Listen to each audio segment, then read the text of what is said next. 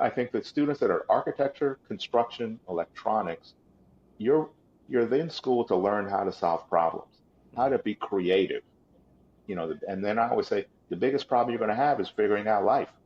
So you got to get in this habit of realizing there are Yes, sir. things you want. You got to get to point A, and A to B to C may not be the path. It may be in this situation, B's got a roadblock. You jump to C, D, and then you come back to B later. Um, so I think remembering that school is practice, practice for problem solving, practice for being resilient, and practicing to how do I use my passion to move on to my next thing.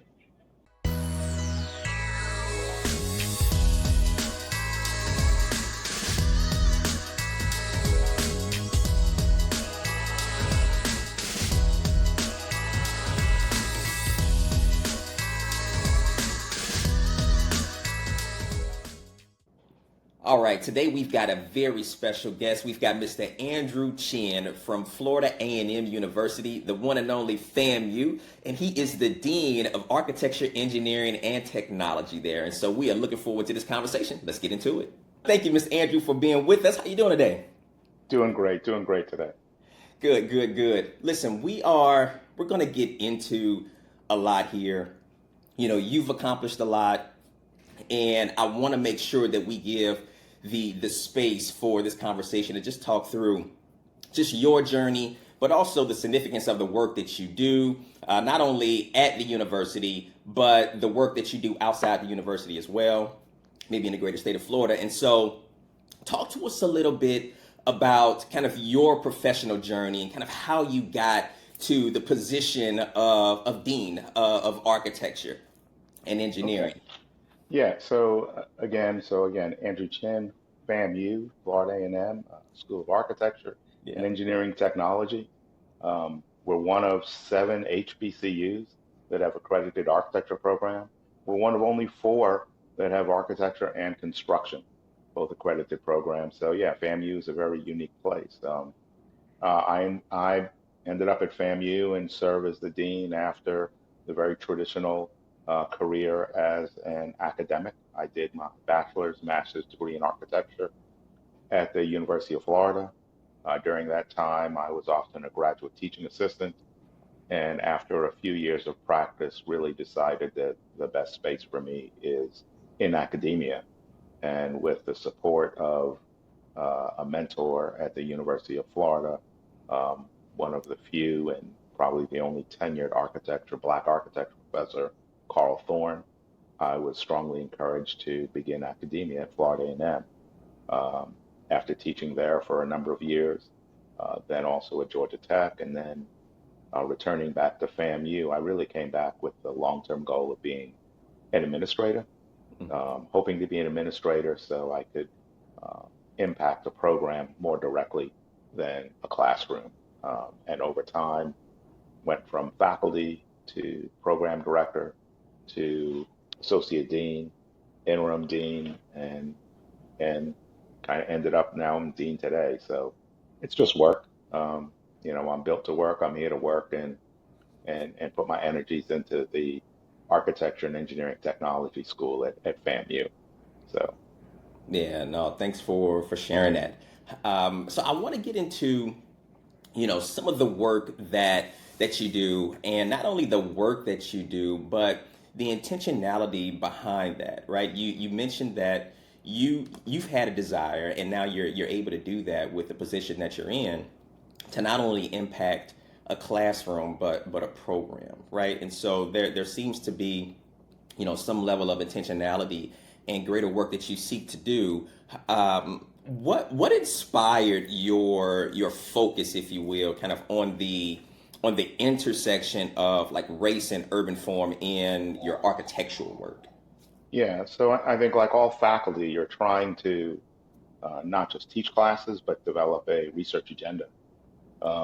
And um, when I was trying to find my way, I thought it'd be best that I reflect on my personal experience. I grew up on Long Island, New York, typical suburbs outside of New York City. And when I reflect back, I realized that we were always the first black family in our neighborhood when we moved. twice on Long Island. And I could look around and see the different schools I attended evolve from being predominantly white to all of a sudden starting to have more and more black people. And when I looked around, I could see the clear boundaries.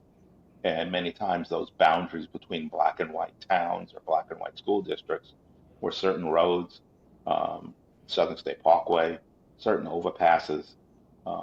So when it became time to think about academia, I really just looked back to where I grew up, and I could see that there were a priori lines that defined communities, and they defined communities. And later on, I learned, hey, that's what redlining was.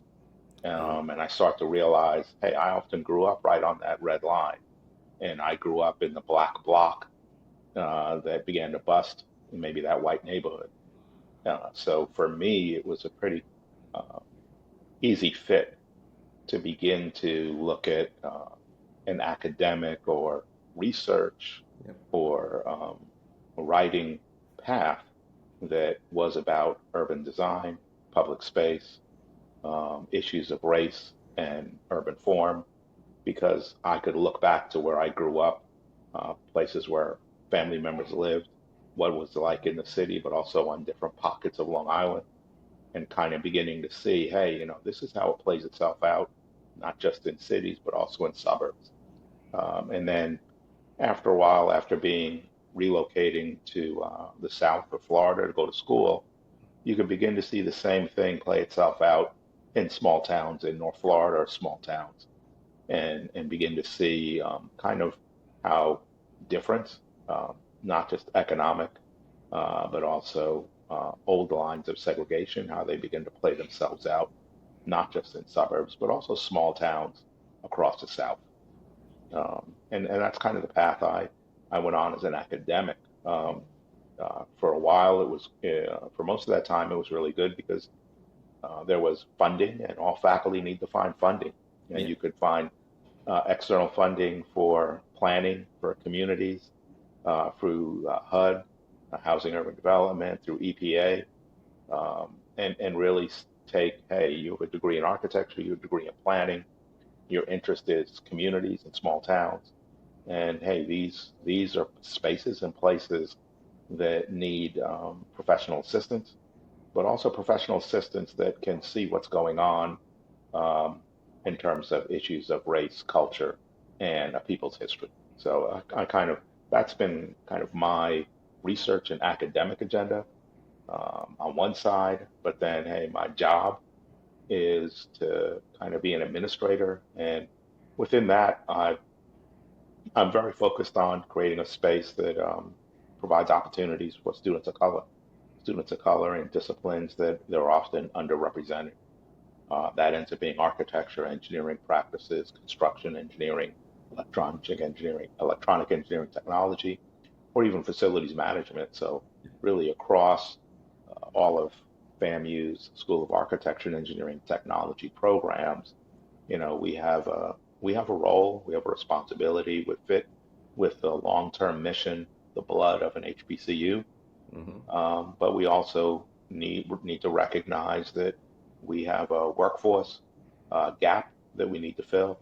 Our industry expects skills, and we can and meeting the historical role of an HBCU and meeting contemporary skills are not two mutually exclusive. That we can do A and B. Yeah. That if our graduates have skills, they get placed because that's what the industry is looking for. So we can get them ready to take them from whatever ground they and preparation they do or don't have. But we can do it because that's what HBCUs do. Mm. Yeah, no, that's good. Thanks for sharing. With with the work, and I'm glad that you got a chance to kind of talk personally about how it's shaped your work, and how you look to focus on community.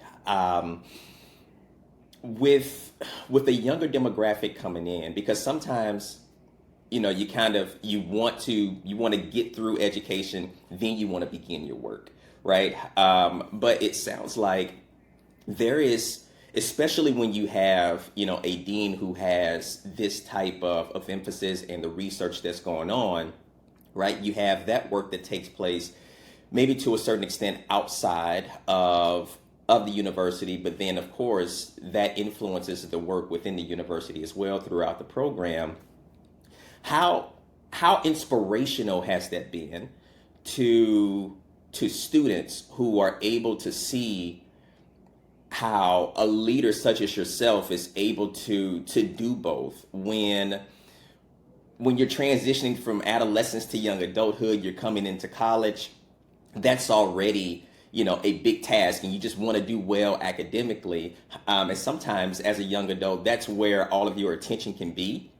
And so how inspirational has it been for your work to influence kind of how they think holistically about, hey, yes, I'm in school, but I still also have an opportunity to influence my community and think broadly about my degree and how it can really shape and influence communities of color.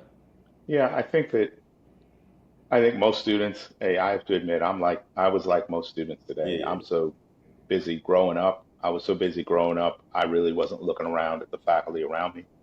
So I assume most students don't know what's going on outside of their focus circle. They're the center of their universe, yeah, and everything revolves around them. I think there are opportunities where students are on certain grant projects or they help with certain community outreach activities where they begin to see, hey, this is what certain faculty are doing when they're not teaching certain classes, or this is what other faculty, certain faculty of interest. So, I mean, I've found that only in those occasions when I have projects, often out of town, and it's a surveying instrument where the need is to interview kind of elders of a community, kind of document where people used to live, home ownership patterns. And I've had a team of students to go out and do it. And I think in those cases, that's good. they begin to see what you do. Yeah, They don't jump on board because they want to do the work. They jump on board because they realize, oh, I can get paid this semester being a teaching assistant. yeah, Oh yeah, yeah, yeah, you can pick up some pocket change. And I think along the way, they start to see, I would say in some ways behind the scenes, see what faculty do on their other hours of the day. And I think in those instances, they start to see, oh, okay, so this is the role of architecture. It's more than, making signature buildings that are strange, that stand out, that are their speech, but also, or their voice, but also architecture can serve an everyday purpose, an everyday person, that architecture is part of kind of documenting the history of a place and helping people understand that they kind of belong, take ownership, and they matter. I think in those research projects, when students are employed, they yeah, kind of get it. But hey, I just, if I think if anyone focuses on their audience, they're gonna miss their shot and looking into the stands too much. So I kind of don't yeah, think too much about being a role model or our students getting the hidden message along the way. I just figure, you know what, put your head down, just do the work, and and I think after they graduate, people reflect back and go, oh, I remember doing something. So I think it happens, but it often doesn't happen while students are in school. It'll yeah. happen long after they graduate when you cross paths with certain alums or they hear about you doing something else. But it's Yeah. been a joy. Yeah, right, right. I wanted to ask just to see kind of what your experience was, because yeah, we deal with a lot of young adults, budding young adults, and of course, it always, not always, but it does start out oftentimes with how much I get paid, Yeah. Very right? much so. It's like, hey, if I can catch you with some shiny object, wait, Yeah, come on over here. Along the way, you're gonna learn a little something yeah, extra. We can yeah, add some value. I mean, whether it's community engagement, whether it's digital tools, recreating kind of virtual versions of communities, I think that I think I think all faculty need to recognize that these are 18, 19, 20, 21, 22-year-old people, mm-hmm, and they're growing up. yep, And as they're growing up, they're dealing with uh, trying to be a success in school and even trying to figure out what they want to do next. yep, And I think that there's a lot of students that are going through challenges that faculty can't even imagine. Hmm. So I think as an administrator, as a faculty, you kind of got to be patient and realize all students aren't the same, and some are in very different positions in life, and some have the luxury of kind of walking around with their eyes open and seeing what else is going on, while others they just got their head down, just trying to get through that day. Yeah. But it's been a joy being a fan. Yeah. Yeah. No, that's good. That's good. So, I want to talk about kind of some projects that you have been a part of. One of the ones that we came across, and you can kind of expound on this, just to kind of share with our audience here. This rethinking the heel, Oh, right? okay. Um, that project. So, talk to us a little bit about kind of how that impacted both the maybe the community and your students. Yeah, yeah, and to me, it's also an example of how academics have to be creative within the space of external funding. Hmm. Over time, I realized that the state of Florida did have funds for historic preservation projects, and that they would fund research, they would fund graduate students, they would fund community engagement. My interest was in community engagement. What the state wanted to fund was developing a historic preservation plan. But my starting point was you can't talk about a plan without understanding what was in that space and the people of that space. Hmm. That's So, good. it's not just as simple of kind of taking photographs of a neighborhood, identifying some patterns, physical patterns, and then saying, okay, whatever's built in the future needs to reflect these patterns. Um, I knew that that's what the typical process was, but my feeling was, hey, I need to get this agency to understand that the process needs to be more than that. The process needs to include kind of understanding what this community used to be by talking to the experts, the elders, and getting to know that place. And one of the points I wanted to make very much was this this town, this neighborhood um, called The Hill, which was the black community within a town called Apalachicola. Hmm. That this neighborhood, The Hill, um, was successful even though it was segregated. So don't think that was a collection of poor black people within this prosperous white town. This was incredibly diverse, segregated, yes, but self-sufficient Hmm. black community within this rural town. So in many ways, the way people talk about Harlem, many people talk about urban DC, and I'm like, well, no, the same thing happened in rural small towns in the South. They were Wow. segregated just like urban communities, Yeah. and they were also prosperous and diverse, where the doctors and lawyers lived down the street from the people who cleaned the doctor's office and the lawyer's office. Hmm. These were just now black doctors, often living behind each other. So uh, in the grant, I was able to say, argue, and get the agency to understand it's critically important to spend time with these people and understand their history before even beginning to say what the future should be. One of the points I wanted to clarify was what was the level of black home ownership and what was the building pattern in this neighborhood? And realizing that, hey, the way suburbs are built today, you have similar things next to each other, and the Hmm. pattern is A. But that's not the way people built in the Hmm. past. So it would be inappropriate if people built in the past A, B, C, F, R, 3 units. Someone had a big lot and they subdivided, and three of their kids lived in the back, and someone else lived over here. It was a very organic and personal pattern, not like how we build today. And part of it was documenting that. We all knew it occurred. So to start the grant, it was a matter of interviewing elders and mapping where Black people used to live, and people literally would draw on the map and indicate who owned it. So you could begin to see, hey, there was a certain pattern that wasn't like this. Yeah. Instead, it was back forward, three people, someone who owns it, their two kids had houses in the back. That things were very different because Yeah. they were organic and there wasn't an overriding body telling people where they had to build, what style they had to build in, how big or small their house had to be. So if we're going to develop a preservation plan for the future, it should not dictate exact colors, exact styles, exact setbacks, which is what many do in order to force a certain consistency. Yeah. And what I wanted to argue was back in the day, that's not how people built. They built what they wanted to build as much as they could afford. And guess what? Mom and dad or grand nana had the big house in the front. And Yeah. when they had two kids, they built smaller houses in the back or two on the side. Lots varied, houses varied. So that's what the grant was very much about, saying, hey, if we're going to write about the future, we really need to own the past. And it was a great opportunity to incorporate students in terms of interviewing the elders of a neighborhood Yeah. over a 2 year period, building for them a 3D model of where people used to live, and people would actually literally move the model pieces like Legos around the neighborhood.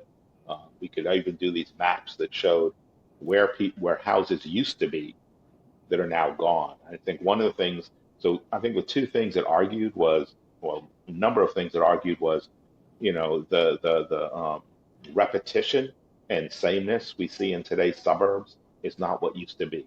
So we should not provide strict guidelines in historic districts thinking that recreates the past. I said, no, that doesn't recreate the past. That creates a fake past, a false Yeah. past. I Hmm. said, the second thing is by mapping where people used to live, you could see the large number of vacant parcels that exist today. That people, houses disappeared. And we could also map who owned it, and you could see how things were lost by families for various reasons. Yeah. Um, Heirs' rights is a major issue. But I think it was also a way for students to begin to realize that there's traditional history or one person writes about a place, and then there's also a people's history where Mm. you get in the ground, you go to the festival, you go to where the people are, and have them tell their stories. So the story of the Hill neighborhood in Apalachicola should be told by the people who lived in the Hill, not by some outsider. When some outsider professional comes in, it's really to document what people say, Yeah. not not to rewrite the Hill's history. So it was an opportunity to interview, gather oral histories, scan photographs, create digital representations of what the place used to be. And I think all of that is was really being done just to build a relationship with the residents over a 2 year period, and then have a conversation with them of, okay, what should the future be? But we have to spend a lot more time looking at the past, Yeah. um, and knowing what used to be there, which also gave them pride in knowing that people are listening. So it was funded by the state of Florida. There was a small portion of it that was the future preservation plan, but the majority of it was kind of visioning of what the place could be, documenting the people's history over a 2 year period. It was a little tough because it was also during COVID, but Oh, yeah. we got it done. Yeah. No, that's good. I mean, and I think, and you said so much in there, but I think that's a microcosm of just where we are within our the context of our country, and just being able to understand what was and considering the source as well. Yeah, Right. I very much think so. that's so important for you to dignify folks in such a way to say, you know what, I'm going to honor the fact that I am an outsider coming from this, and yes, I may have thoughts, but that doesn't necessarily mean that my thoughts are accurate. And why would I think that highly, or anybody coming from the outside in, right? Could have been who you were making the argument against. Um, how could we come in and just impose a particular narrative on how things were without getting it from the source and people that can actually provide the authenticity and the true narrative of how it was? And I think that's super important, because the only way that you can move forward in a way that truly accomplishes true healing, restoration, preservation, if you will, is to be operating from the correct benchmark, right, if you will. And that really entails doing the tough work and uncovering and unearthing the truth. Yeah, You know, and spending more time listening than talking. yeah. Oh man, come on now. And Yes. for the students, I keep bringing up, if you got to shoot an arrow, you got to pull it back, and you got to pull it back and hold it, and it hurts. Then you let go, and your let go is only a moment. You Yep. spend way more time pulling it back and aiming the arrow and loading. But yeah, and just listening and listening and listening from all viewpoints, from the very senior elders to the ones that moved away, to even when you start talking about the future, it's not just what the elders think. It's okay, but what do the teenagers think? Because they're the ones that are going to hopefully be there 20, 30 years from Yeah. now, or are they going to move away? So, in asking about the past, you need to ask from multiple viewpoints. And also, when thinking about a community's future, you need to ask, not just the 3 to 4 people who show up, but get multiple perspectives, because hopefully it'll be a multi-generational Yeah. community, and that's the kind of challenge we're running into today. Yeah. Yeah. No, that's good. So where does that project stand now? Yeah, that project, saying that, so a lot of that project came out of a pop-up museum. Mm, We did kind of this pop-up event, and looked around and realized that it was a great way to bring people together in yep. terms of that process, but also realized that this is the university coming in and doing something, or another documenting filmmaker coming in. That's not the way it should be. It needs to be by this community itself. So, Hmm. I mean, following that work, we were able to use that to argue to the Mellon Foundation, which then gave a 3-year grant. And the purpose of that was similar but shifted. And it started to say, how can a local nonprofit be incubated, developed, encouraged to stand on its own 2 feet and actually continue the work? So, as a result of that initial work, we were able to get the Mellon Grant. The Mellon Grant focused on developing a nonprofit from certain residents called the North Florida African American Corridor. Mm, And they're saying, we're going to start just with Apalachicola.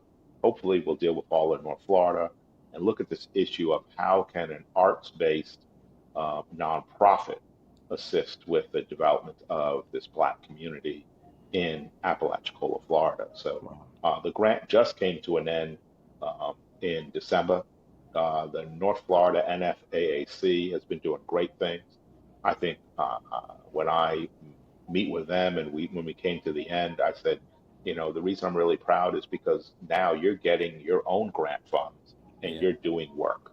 No longer is it the university kind of carrying the load, doing it for a community, but Yep. now the community is the PI in the grant. It's the community and the nonprofit that is getting their own funds, is standing on their own 2 feet and doing the event. So, I thought it's been successful because that was the goal. Yeah. The goal isn't just to do more stuff. The goal is to build the capacity of a local nonprofit. If the university was the one doing great things for the next 10 years, I think we would have failed, Hmm. because there's no one to carry it on. So now it's okay. Now that you can feed yourself or you can fish, Yeah. That's it's empowerment. let's Yeah. let's keep it going. So Yeah. that's what I say. That if someone says what was the result of the grant, it's not the activities, it's building the capacity of that nonprofit. So I think they just had another uh, Juneteenth event, Nice. um, and now they are doing activities that highlight the history of African Americans within North Florida, with events at certain sites, Black Beach, Monte Bayou, a certain Black Beach, their own African American festival, educational, also health events. Mm, So I think they're taking the mantle, and I think it was a role of the university to stand back, almost not take any credit, but yeah. just be this helper that builds the capacity of a nonprofit. So it's the North Florida African American Corridor, and it's at nfaac.org, and their website is up and running, which archives what they've been doing over three Nice. Yep. years. nfaac.org. Okay. Cool. Oh, that's good. And it seems as if, and you can let me know, but it seems as if that created an opportunity for a model to be able to take, in any other community, any other state, because Yeah, that I'm pretty sure, like we were saying, that's a microcosm of what's been happening for generations, and so I'm sure there's other areas within the U.S. that they could benefit from the research and the work that you guys were able to accomplish. Yeah, and there are a number of universities or Black faculty that are doing community engagement outreach efforts. Mm. I think again, ours is just a model. It's not Yeah. the only model. But I think it's an example of a town and gown relationship that people want to have happen. It makes sense. Universities can do work a whole lot cheaper than private sector consultants. Hmm. Students are the ones you want to impact and open their eyes up, so that works. I think specifically though at HBCUs or when it's Black faculty leading a project, they're there for the long term. They understand that it's not about, it's grabbing the bag from this one research grant and Yep. getting out the door. But the real question is going to be, how are you going to how are you going to give? I think a lot of times grant funded projects are very focused on, okay, this is our budget, this is what we want to get paid to do. And my comment is, but are you hiring any of the high school kids who live in that area? Mhm. What are you doing to leave a mark, a footprint, so that when the grant is over, people know you were there? Yep. So it's not just hiring your grad students. Are you hiring local high school kids? When you're having community meetings, are you using local vendors? Are you being invited by a local organization, or are you telling people to come to your event? It's like, no, no, we need to go to you know, the 4-H club's meeting. We need to go to the PTA's meeting. We need to go to the Saturday or Sunday, Saturday football or baseball stands and give handouts and realize it's not about them, someone coming to us, Yeah. but it's about us going to them, the space that they're in, um, and recognizing that they're the experts. We're here to serve them constantly. So I think that it is a model that incorporates practices and efforts that a lot of other people do.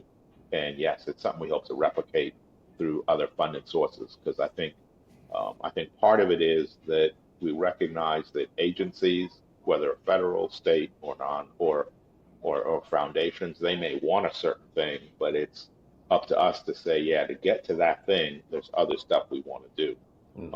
A report is of no value without extensive community meetings, and it's of no value if um, the people who are it's made to serve kind of learn along the way. Yeah. No, that's good. Yeah, I mean, so when you think about, and that's kind of a good, that's kind of a good area to really start to kind of narrow it down here. Man, this time goes by so fast. But what advice would you give? I know you work with a lot of young professionals. You have your students that are able to be a part of, certain projects or what have you.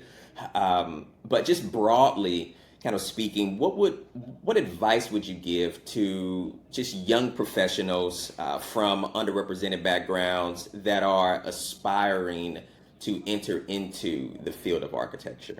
Yeah, I would say to anyone, I mean, first you need to follow your passion and what you Yeah. enjoy so it doesn't become work. So whether you're in architecture, construction, or engineering, any moment of the AEC industry, first thing you do is make sure this is something you enjoy. If it's 2 or 3 o'clock, I tell you, if it's 2 or 3 o'clock in the morning, do you like crunching those numbers?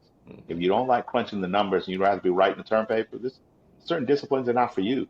If Yeah. you don't want to fix the drawings, crunch that Excel file, you need to go be an English major, Yeah. Yeah. something else. But the other part is kind of recognize if you're in school, you're there just to get the degree, and it doesn't limit your future. Your future can still almost be anything. Yeah. Mm. So I tell students, look, get that 4-year degree done in 4 years with as high as GPA possible. And when that first degree comes to an end, that's when you catch your breath and look around and say, okay, so what is it that I want to do next? Yeah. And that next thing may be grad school, or that next thing is that first internship. But even beyond that, it's as you come to the close of each thing, what's your next big thing? Don't think that that thing you just did is the end. It leads to the next thing. Yeah. But also remember that your college degree or that one experience doesn't pigeonhole you into just doing one thing. It just keeps opening more and more doors. I mean, a lot of students don't realize that, they hear about FAMU and Will Packer. I'm like, he wasn't a film major, he was an engineering major.